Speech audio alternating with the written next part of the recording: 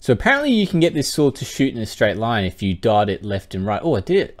Ooh, come on. I just can't keep going for a long time, man. Wait, that's not what she said. Oh, white bag.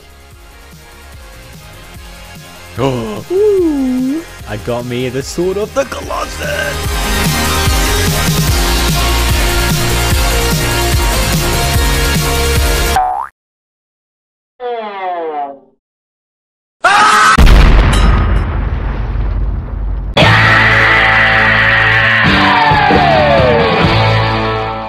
Jokes aside, I did actually want this video to be quite informative, so don't you worry. I'm going to give you guys a rundown on my thoughts, regardless of what you think, because I don't care.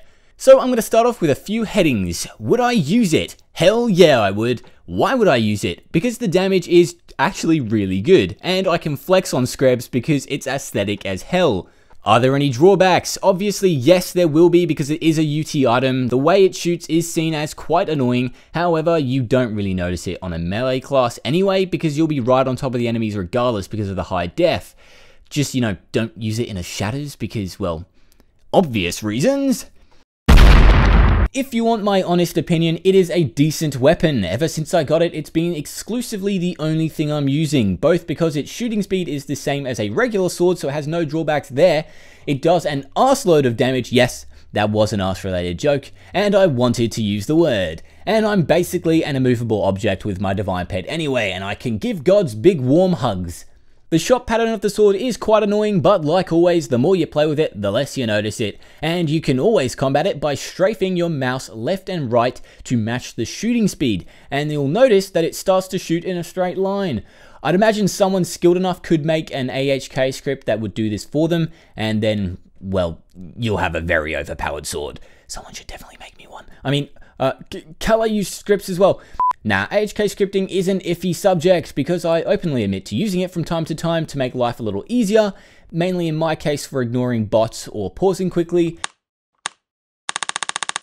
which became redundant now because pausing really only takes about 3 keystrokes and you can't use it in dungeons. So it's up to you on whether or not you think AHK scripting is a bad thing. Some places I've noticed that this sword really shines is in the Godlands, especially when you come across big walls because the arc gap is large enough to really easily sit behind a tree or something like that and shred through them. It also has more range than a regular sword, but it's not really too much benefit as it's rather hard trying to hit an enemy with both shots whilst it's moving. The only tip I have for that is putting your cursor on the congruence point so that you know where they'll both land and then you can aim with your screen rotation.